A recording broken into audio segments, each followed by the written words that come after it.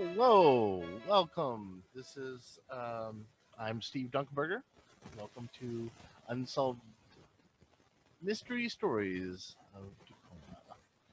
Um, just a few, I'll shoot for about an hour. I've got more than five, so we'll see how long I can last. I keep adding to it. You need to tell this story, you need to tell that story. So, do the best I can. Keep it going. A little bit about myself. I'm a local uh, journalist, historian, historical advocate. I've co-authored two books on the city of Lakewood after helping found the Lakewood Historical Society, 25 years ago, and then worked with the Historical Society out at McNeil Island, and we wrote the McNeil Island book about 2 years ago now. Came out about a year ago.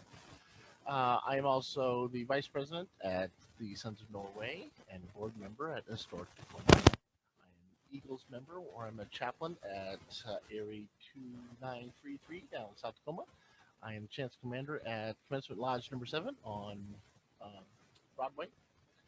And if you want to read more about some of the things that I do, you can go to southsoundtalk.com, where I have a collection of historical articles, as well as you can read it in the Columbia magazine. I haven't read for them in a while, but I also do some frequent guest appearances during the Grit City podcast. So that's me, and there we go. I will start. I will point out that I want to acknowledge the Puyallup tribe on whose land that we currently reside. So hopefully we learn to be better stewards than we have been in the past and lead by their example. But I don't think we will. But the ideal is that exactly what we do. So with that, I will start. So the first mystery: Mount Tahoma on when the next time it will blow again. Now, many Native American tribes in the Pacific Northwest, particularly the Puyallups, the Nisqually, the Muckleshoots, and the Stilgum, believe that a powerful spirit, a collection of spirits, live on the top of mountains. These were the spirits, and you weren't supposed to mess with them.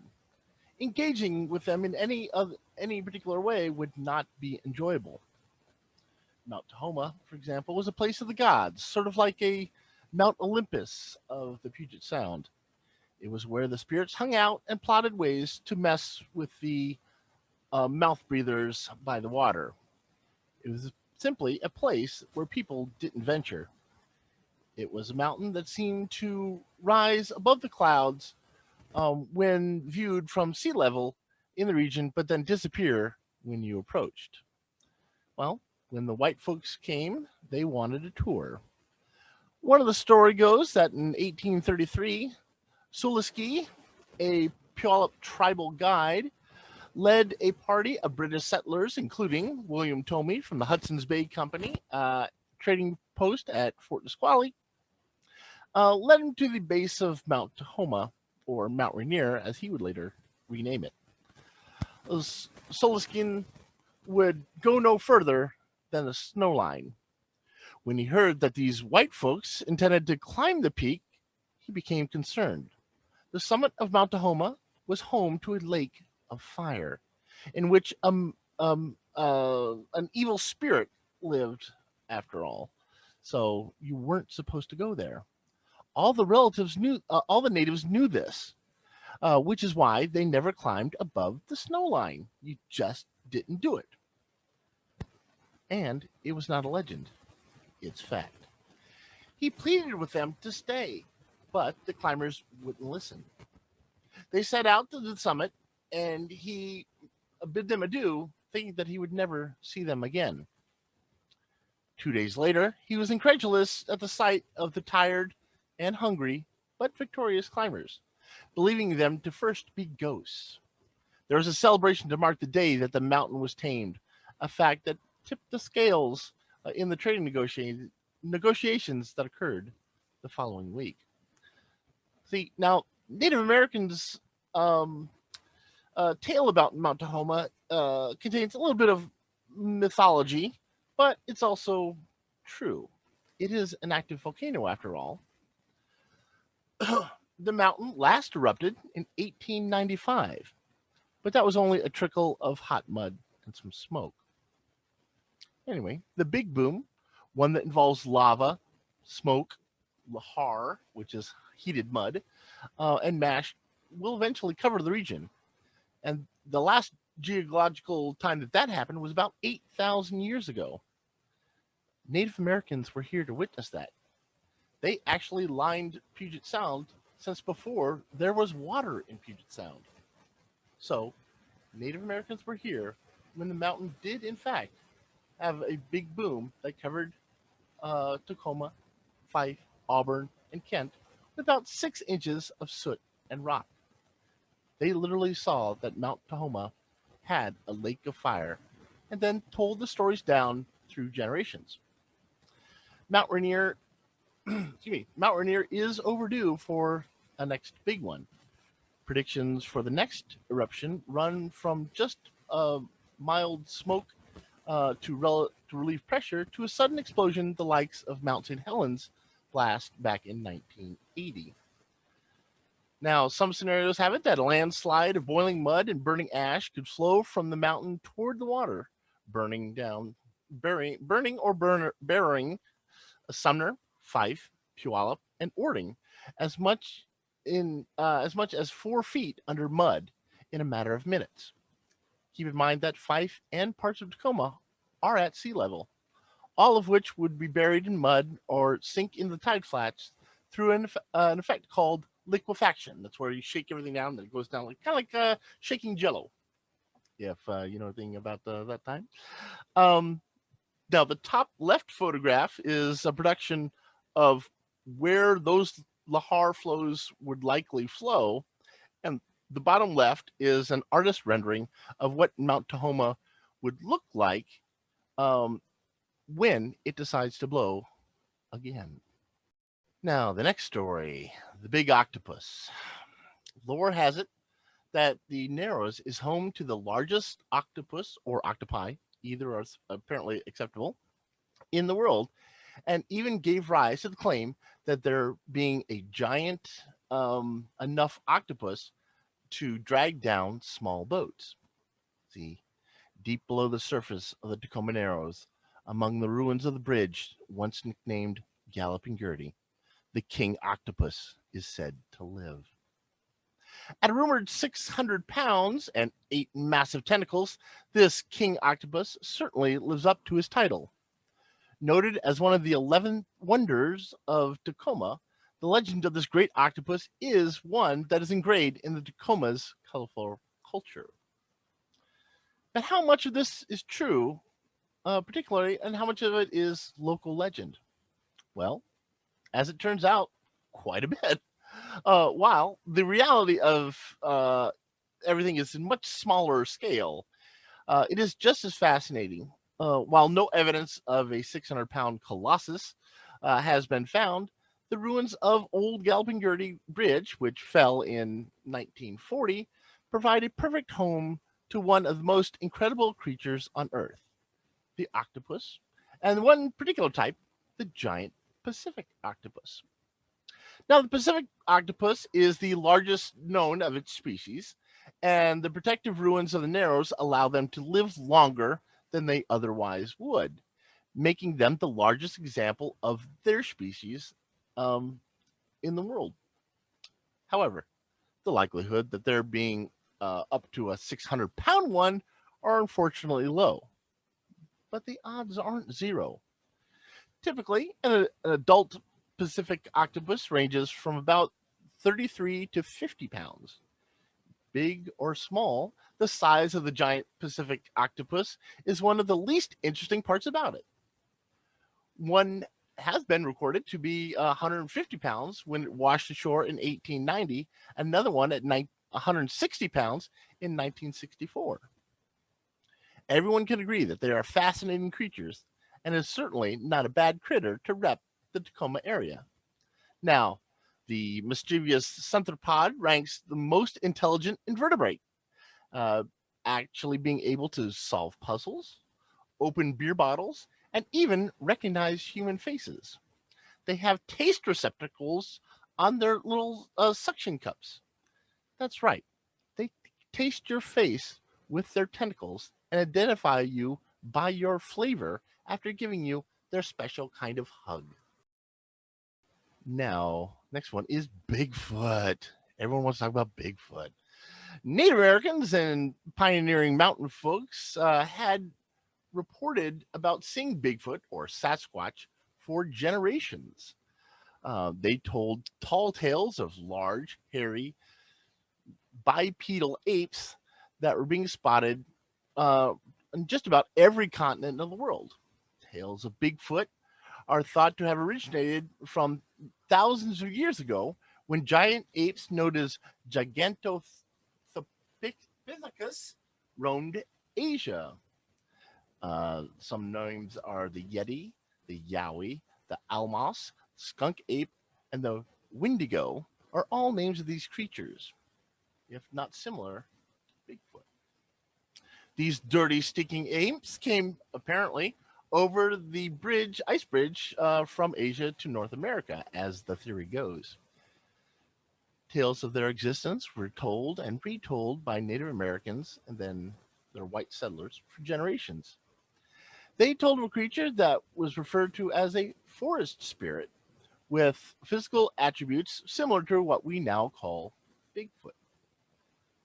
Pioneers going west in the 1880s then added their own stories. The Bigfoot craze, as we know it, however, launched at about 1950s alongside the UFO boom that I'll talk about in a later slide. Those who claim to have seen Bigfoot have described everything from a large upright ape to an actual hairy human, sometimes standing over 8 feet tall and described as having a powerful build. The debate and research continues. Entire organizations exist to study and document Bigfoot and prove its existence. And groups regularly search the Northwest woods looking for that ultimate proof. But yet, they haven't found anything.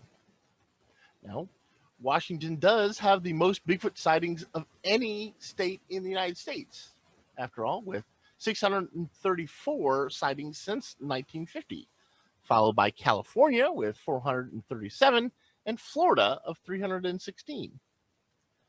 There are 3 public groups just in Pierce County who venture out every weekend to find Bigfoot tracks or fur or something. They have not found anything after 40 years of looking, but they still look. Now, the most recent sighting that I could find was actually in Stillicum, oddly enough, back in 2018. I have a copy of that report from Reddit, thank you very much, which considered it a Class B encounter and included this passage. My partner and I spent a week on vacation in DuPont. The incident occurred on the last night of our stay. We packed and ready to leave about 3:30 a.m., but stopped to sit for a minute on a screened-in porch to have a cup of coffee before we headed to the airport. As we sat down, I heard something that sounded like what I thought was a man loudly yodeling not too far off in the distance. I asked my partner if he thought it sounded like someone who had been drinking. The sound changed to a loud call, starting with a long whoop, followed by a long, anguished sounding howl or cry. My partner and I stood at the door listening to these calls just go on for a couple of minutes, trying to determine what we were hearing. This is not a similar sound to either of us. Now, the real question happens to be, what happens when someone finds it? Keep in mind that since 1984, killing or harming or injuring a Bigfoot, which is considered endangered, can get you a year in jail, $1,000 fine, or both. It is, after all, the state's unofficial crypto animal of record, thanks to Senate Bill 5816 and Governor Dan Evans's proclamation in 1970 designating the Great Sasquatch a state monster. Tax dollars at work. But do the math for a minute. Let me get to reality here. Even for mammals that are relatively rare in global terms, such as a chimpanzee, it takes a decent population to maintain a species. If Bigfoot is a zoological reality, there has to be a breeding population. The math would require that there would need to be about 2,000 Bigfoot or big feeties creatures in the state just for reproductive purposes to keep the species going. That is about half the number of cougars there are in Washington state. People see cougars all the time, but no one has ever spotted Bigfoot. This case, however, remains unsolved. Dun dun da da da. I've gone on several of these Bigfoot excursions out near Mount Rainier and just remote places. They're kind of fun, nice walk. Didn't find anything, just like ghost hunting. Now, I get asked about these all the time. All the time. Everyone wants to hear about the darn tunnels. So, yeah. Oh, gotta tackle the tunnels. It is often told that Tacoma is webbed with tunnels that were either used for smugglers looking for ways to bring their booty to market without taxes, or the eagle eyes of investigators taking their cut. Or they were used as Shanghai tunnels to ferry drunk bar patrons to waiting ships, only to wake up on board and being press ganged into being able-bodied sailors. Another story is that the Chinese workers who created the railroad wanted a safe passage out of town during the racial tensions that bubbled up in 1885, an incident that became known as the Tacoma method to solve the Chinese problem. Now, the truth behind these Chinese tunnels might just say more about ourselves than the history of Tacoma. The story may survive simply because they are true, or they are at least based in truth, but have been embellished over time to become urban legends and unsolved mysteries alongside the tales of hook-handed escapees from insane asylums and alligators and sewer systems. Theories abound, evidence does not, but that doesn't stop the stories. Pacific Public Library's repository on such matters, in fact, does contain mentions that the marshy lake west of State Route 16 near South 19th Street was given the name China Lake reportedly because it was the site of a tunnel that had allegedly been dug by Chinese workers before they were forcibly expelled in 1885 in an act that generated the Tacoma method, as I mentioned. Several other tunnels involve nondescript sites in Fircrest and South Tacoma, some as far as Lakewood and University Place. Rumors of the tunnels running through downtown focus on the Shanghai story, largely because their proximity to the waterfront. The practice is based in fact, although the particulars are still a matter of debate. It was called Shanghaiing, largely because shippers crafted the practice in, oddly enough, the Chinese city as a way to shuttle cheap workers to America to build the Transcontinental Railroad.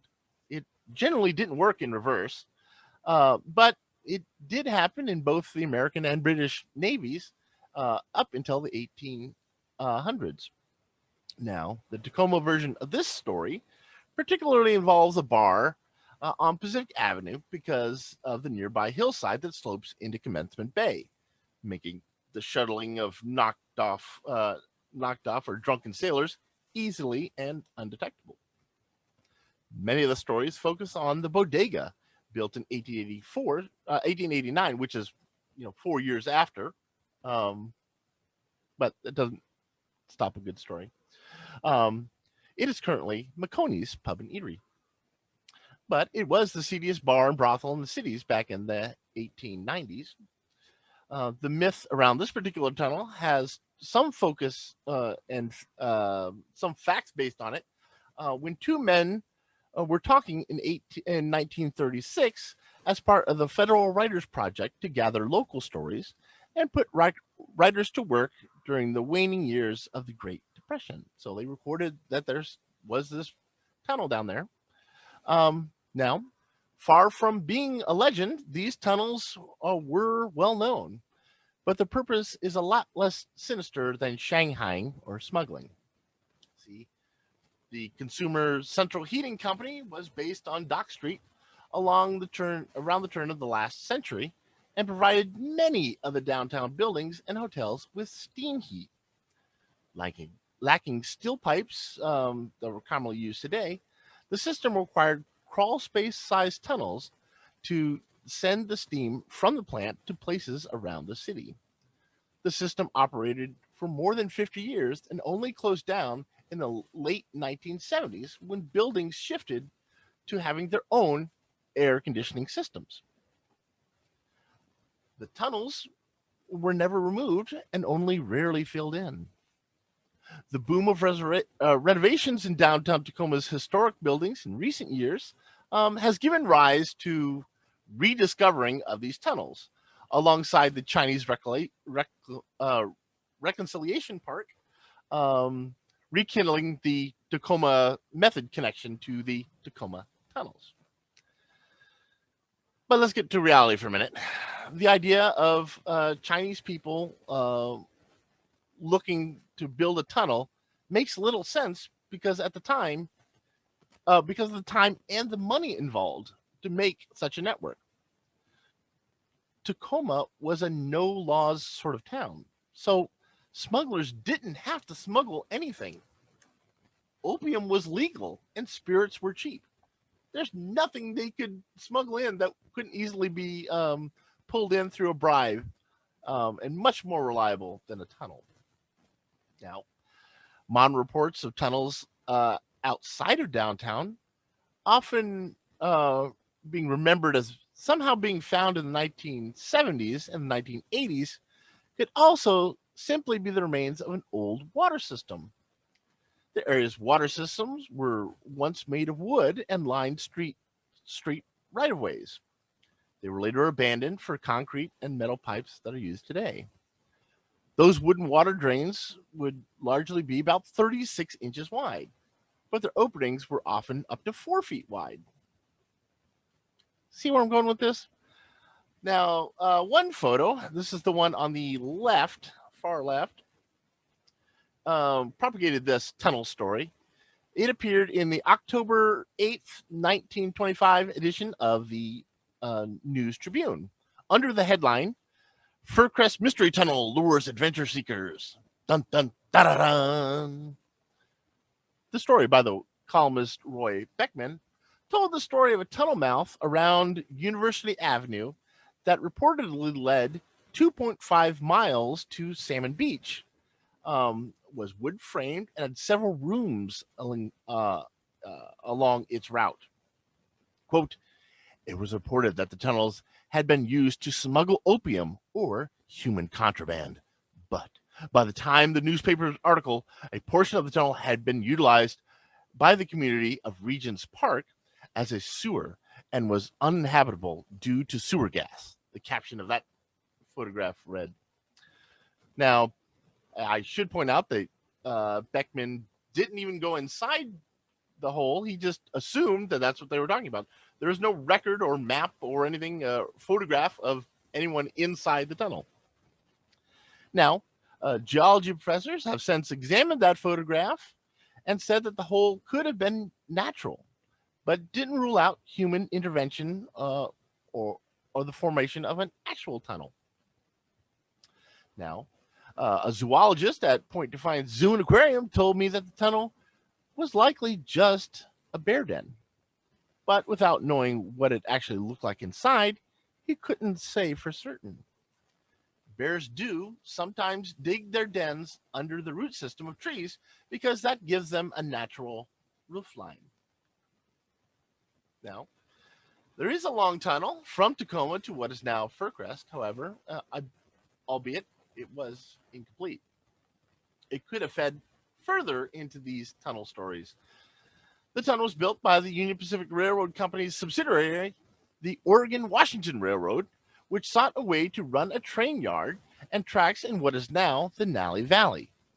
Work started in about 1909, but the track sharing agreement between the Union Pacific and the Northern Pacific made the route obsolete before it was completed. Simply just stopped on May 9th, 1910. The tunnel was about a half mile by that time, and it was just sealed up and largely forgotten. Water in the tunnel caused the timber braces to collapse. The roadway started to slump and crumble in about 1913, with sinkholes swallowing up sections of the roadway. You know that area as Center Street. Harry Morgan's Millions is kind of an interesting mystery, but here's that story. I can't find a photograph of him at all, despite him being the unofficial mayor of the city. He arrived in Maryland at the age of 34, although we really don't know his name or his age, but that's what he told people. There's no records of him ever living in that state either. So Harry Morgan probably wasn't his real name. All that is known about him is that he told people and what they witnessed while he reigned Tacoma. Morgan, or whatever his name actually was, arrived in Tacoma in February of 1884 to find a rising unemployment rate and a withering economy. He was determined that the City of Destiny needed a proper bar. Morgan's Board of Trade Billiards Hall and the Theater Comique at 815 Pacific opened in 1887, and wasn't just a place where you could get a drink. See, the waitress who sang and danced would often meet you in one of the curtain booths overlooking the state-of-the-art services you could find up there, and provide entertainment that wasn't on the menu. You know the area as the Forum and the Hotel Olympus, by the way. There were also card rooms and gambling tables.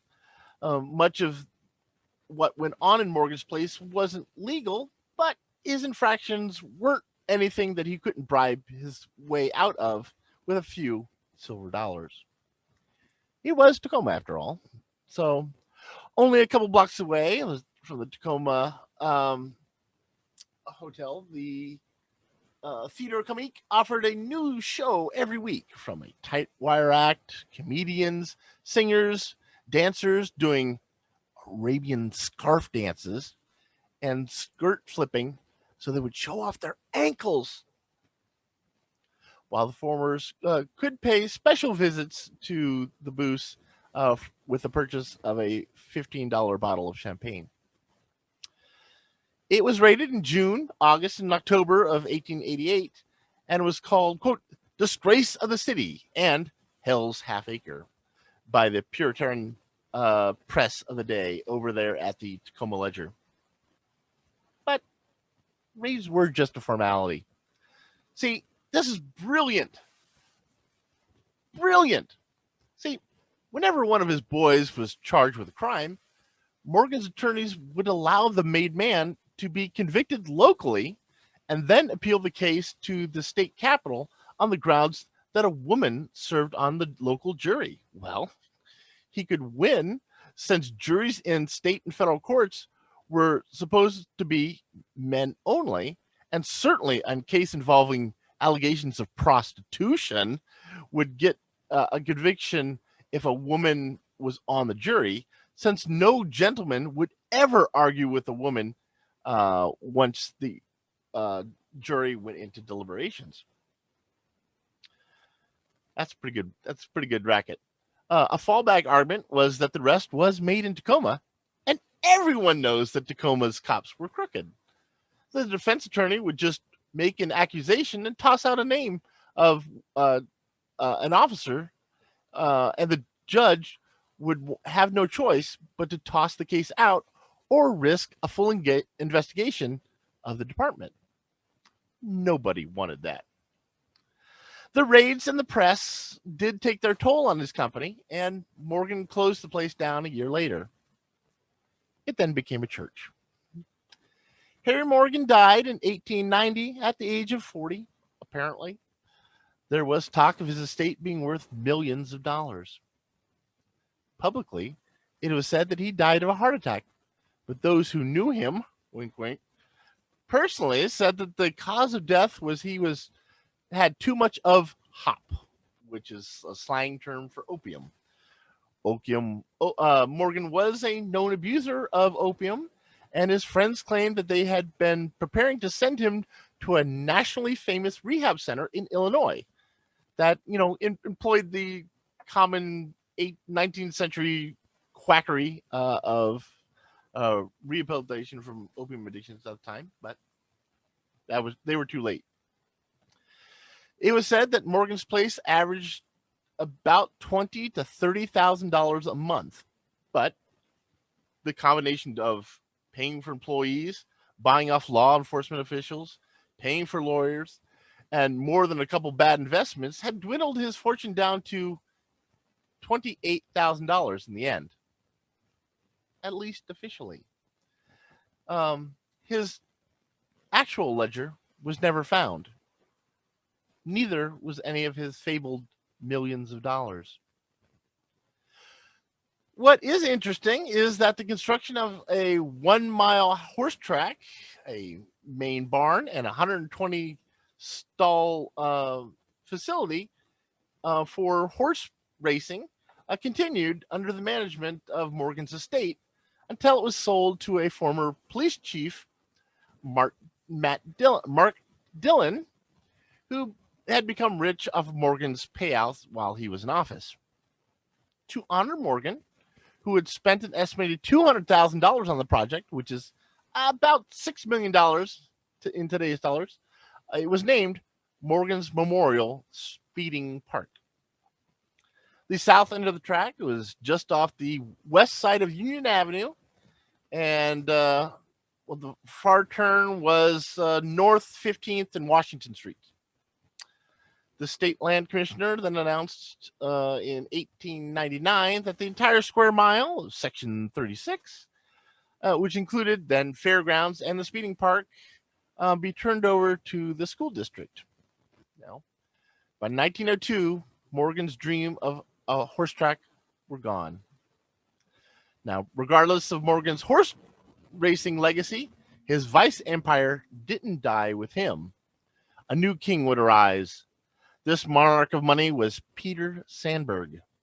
He owned several, semi-legal businesses, but something illegal was always happening when his name was involved.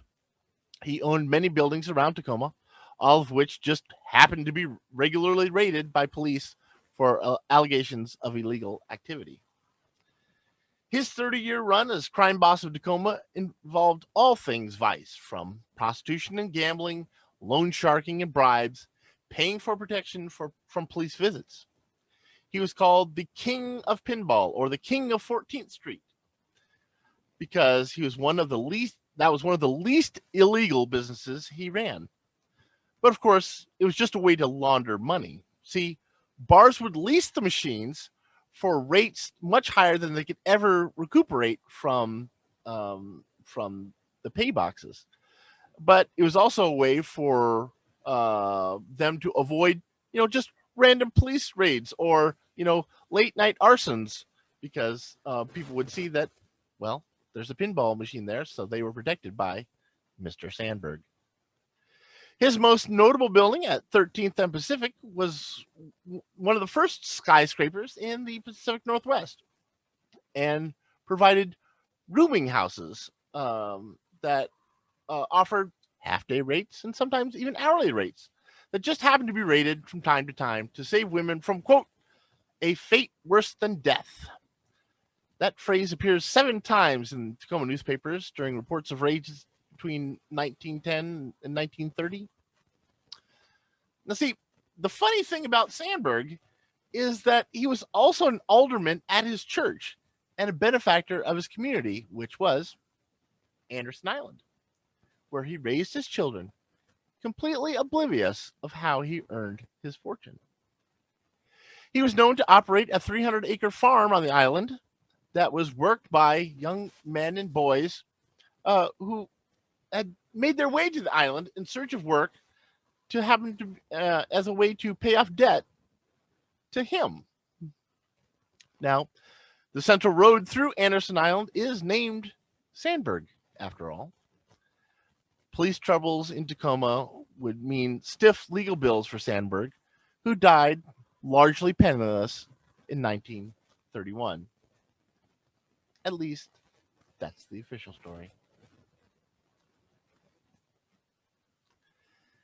Now, I'm surprised more people don't know this story, but the first murder at Camp Lewis remains unsolved and all but forgotten outside of historical circles, even after national headlines blast in every state and even internationally at the time. But in a remote section of what is now Joint Base Lewis McChord, Training Area 4 stands a reminder of the installation's first unsolved mystery. A small bronze plaque simply reads, A.P. Cronkite, C.E., died October 25th, 1918. Now, flashback a little bit here. In 1918, then Camp Lewis was just about a year old. A newly formed unit, the 213th Engineer Regiment, arrived on October 1st to learn engineering and combat skills. The regimental training officer, Major Alexander Cronkite, arrived at Camp Lewis and spent his first weeks in the Army hospital as a victim of the Spanish flu that was raging through the country that year.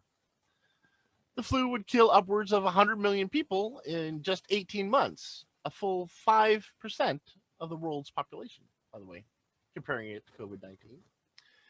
He survived, but was sent to recover at home.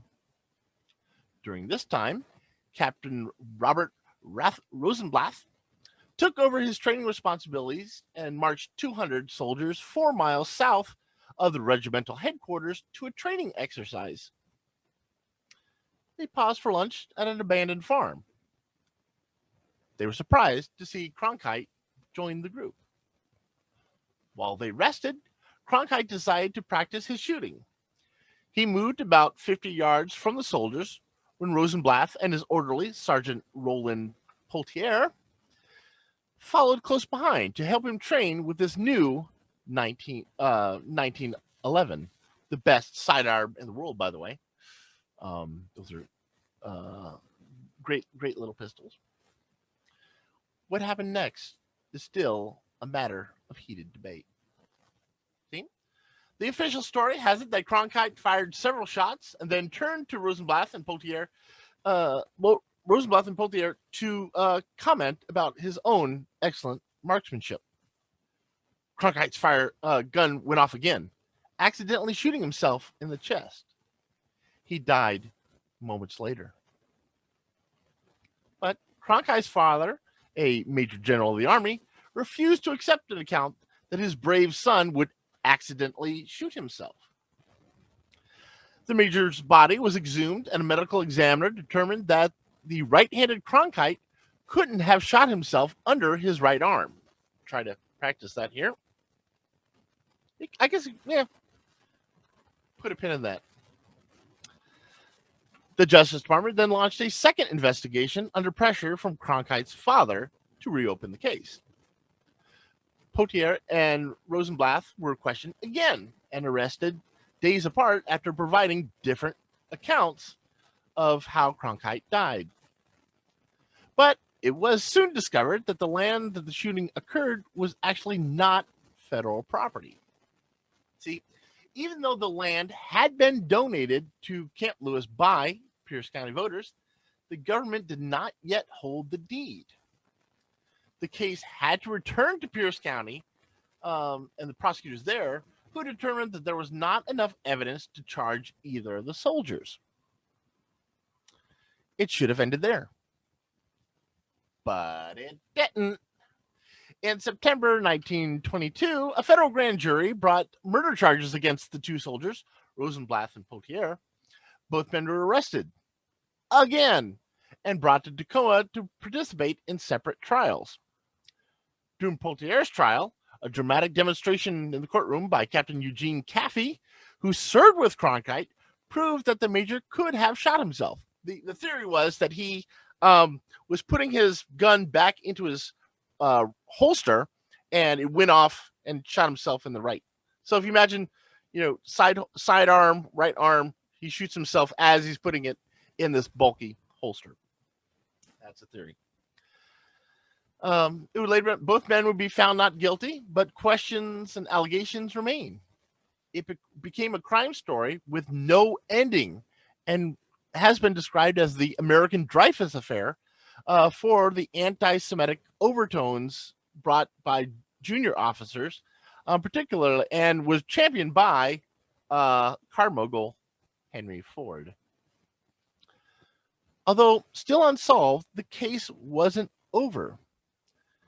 With renewed interest in the case in 1970, news anchor Walter Cronkite was asked about his relationship to Cronkite, who replied that it was a distant cousin. Law schools for many years still study the case, mainly on land use issues and the situation that the federal government occupied the land but didn't hold the deed. But soldiers training around the monument often ask who Cronkite was, or why Major Cronkite's grave is in West Point Cemetery. Among other great heroes, there is a monument out there on a desolate, abandoned, largely, training field to this day. And it helps tell the story of Camp Lewis's first unsolved murder. A year after the famous kidnapping of George Weyerhaeuser, a similar kidnapping occurred that didn't end so well. Charles Matson was 10 years old when he disappeared in around 2 days after Christmas of 1936. His parents were out looking at Christmas lights around the city when someone broke into the house at 4605 North Verde Street and abducted the boy. The Matson children said that a man came through the French doors with a gun.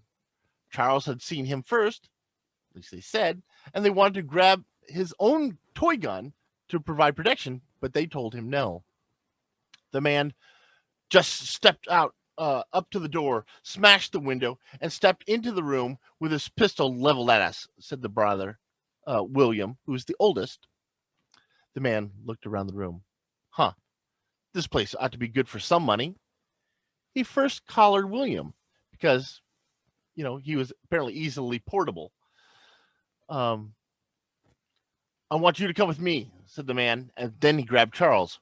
You're the father's favorite, so you're worth the most money. The man rushed out into the night in the direction of an embankment overlooking Ruston Way. Soon, the children called police. For 15 days, the hunt for Charles and his kidnapper made national headlines, drawing personal statements from President Franklin Delano Roosevelt and J. Edgar Hoover, who was, oddly enough, the first director of the FBI. See, his father was William Whitlock Matson, a well-known figure locally, a doctor and one-time starter for the University of Washington football team. Then, a ransom appeared in an advertisement in the Seattle Star magazine. This is what it said. The price is $28,000, 10,000 in fives and tens, 18,000 in 50s and 100. Old build, please. No new ones. Put ad in Seattle Times personal column. Read Mabel. What's your new address? Tim. Put this ad in Times. no other paper.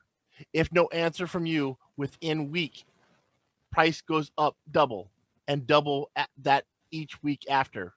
Don't fail, and I won't. The boy is safe. Tim. The January 11th discovery of the boy's broken body on a frozen field by some teens who were hunting rabbits just south of Everett intensified the outcry. But the kidnapper was never caught. The case never solved. The corpse was nude. The coroner reportedly found that the boy was probably been beaten and bound, stabbed in the back, and struck in the head with a blunt instrument. The Department of Justice offered a $10,000 reward, a figure that matched the highest bounty ever offered by Hoover's G-Men. The only other one matching was that for John Dillinger, the original Public Enemy #1. The crime remains unsolved. Matson's parents died without learning who took their child from them. Today, the case is one of the few active, unsolved cases to be investigated by the FBI. Now, these photographs.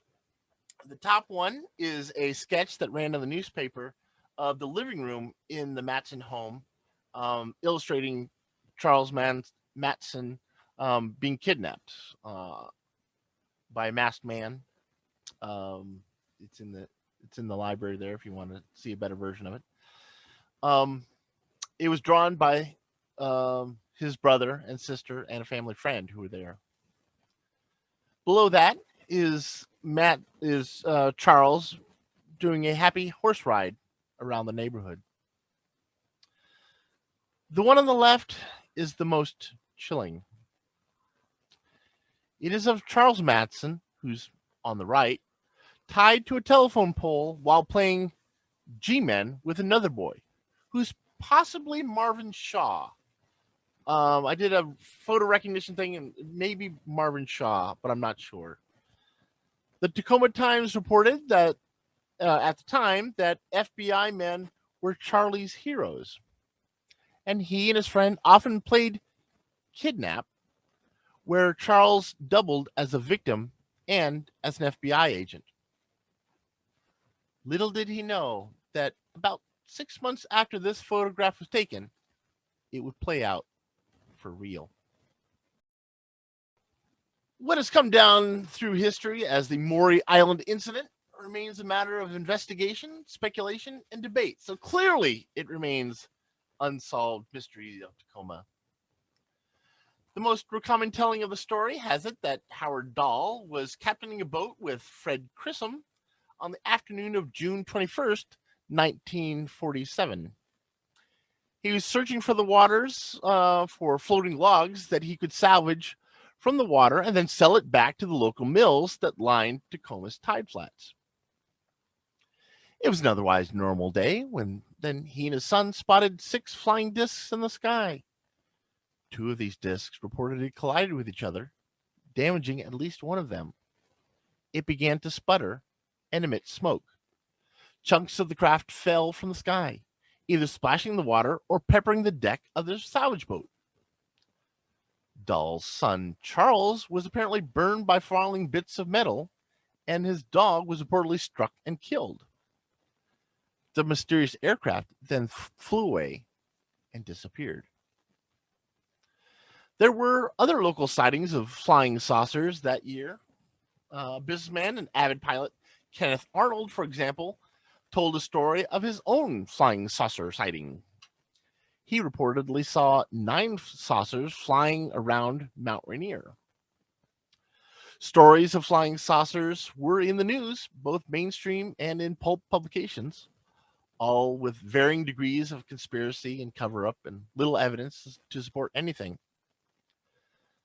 Their accounts were chronicled in Gray Barker's book, They Knew Too Much About Flying Saucers, and then gave rise to the term Men in Black in mainstream culture as a reference of secret government agents setting out to hide evidence and cover up alien encounters because Dahl had stated that investigators wore standard G-men black suits.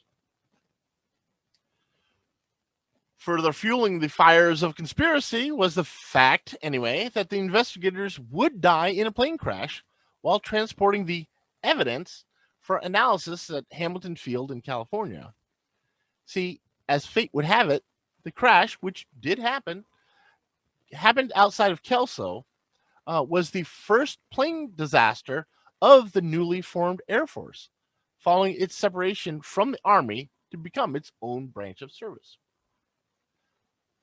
But see, here's where the story sort of falls apart, at least for me.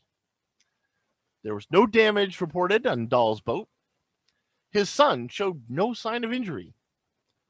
There's no evidence that Dahl even had a dog. The fragments of the saucer that were reportedly recovered were tracked back to the nearby Asarco copper smelter. The mysterious men in black could easily have been investigators, calling the whole thing a hoax and warning against Arnold and Dahl and Grissom retelling the story or faced fraud charges for wasting their time. Cap that with the fact that the story wasn't widely known until after the more famous Roswell incident happened a few weeks later. To make the story even weirder, Grissom would later be questioned about him being in Dallas and being possibly one of the men on the grassy knoll at the JFK's assassination. He would later reinvent himself as Dr. John Gold, an ultra-right-wing talk show host of KAYE Radio that aired in Tacoma in the late 60s and 70s. What actually happened in 1947 remains a matter of speculation and research to this day. Facts are few, stories are aplenty, but whatever the case, the Mori Island incident proves colorful because it has great characters, tales of missing evidence, a twist of fantasy wrapped around truth, all making for a great unsolved mystery that will live on for generations to come. Local lore has it that Ted Bundy killed his first human victim when he was 14 years old and buried her on the campus of the University of Puget Sound. The story goes that during the night of August 31st, 1961, 8-year-old Anne-Marie Burr went missing from her bedroom in her house near North 14th and North Junit. The front door had been locked, but the next morning it was found open. The porch had a small men's shoe print, about size 7. Anne-Marie was never found. Her case remains a mystery. But here's what we know. Only a few blocks away from the birdhouse and the university lived Jack Colwell, the great uncle of 14-year-old Theodore Bundy.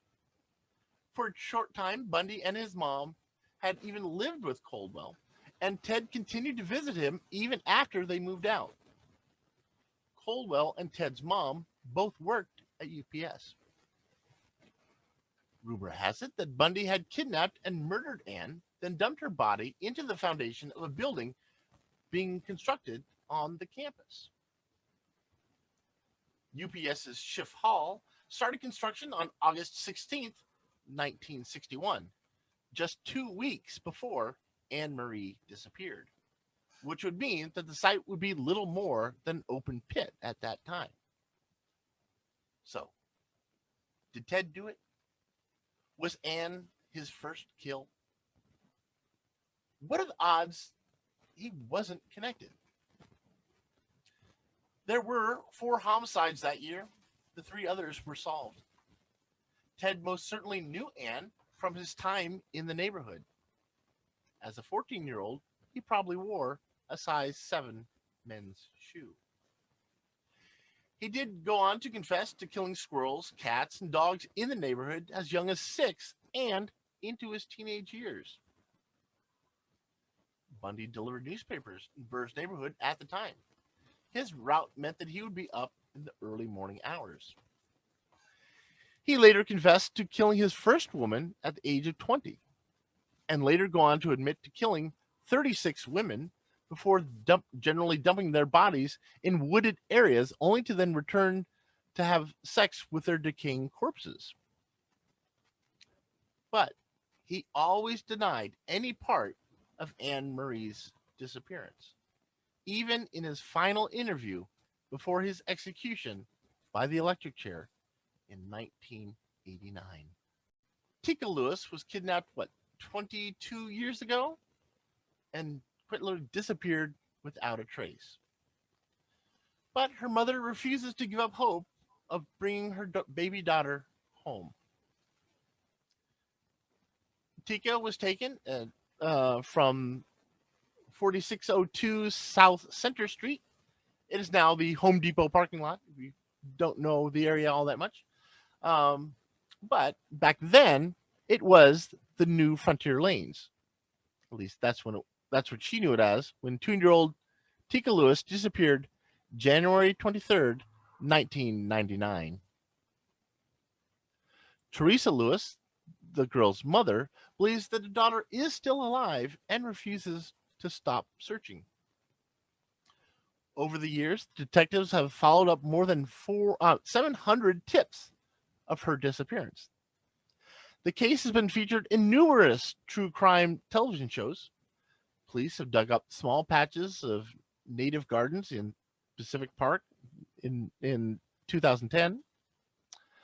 After a man reportedly had visions where a girl was buried there. Detectives have also used cadaver dogs to search the homes of sex offenders and followed up on sightings of girls resembling Tika in many states. The case was featured, I think, last year on the front page of People magazine.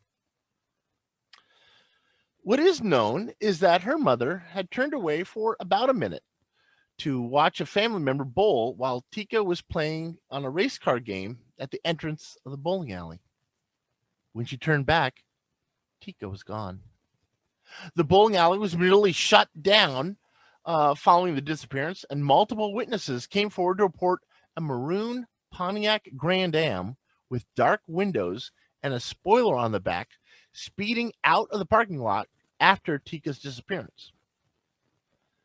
Police arrived 97 seconds after the 911 call and shut down access to the parking lot. They found nothing. A few weeks later, a young boy at the same bowling alley reported a Caucasian man attempted to lure him to an exit off the alley. Earlier that same day, a father chased a man attempting to kidnap his children from a park less than a mile from the bowling alley. That man fled in a Pontiac Grand Am, similar to the one described in Tika's disappearance. The father failed to report the incident until he had heard of Tika's disappearance 3 days later. Now, Tika's mom does hold a vigil at the site every year, as she has since then, hoping Tika is found. A recent vigil came with the news that police had an interest in a man who was at the bowling alley at the time and has since been unable to locate. After 2 decades since her disappearance, any news that the case is still being investigated is good news.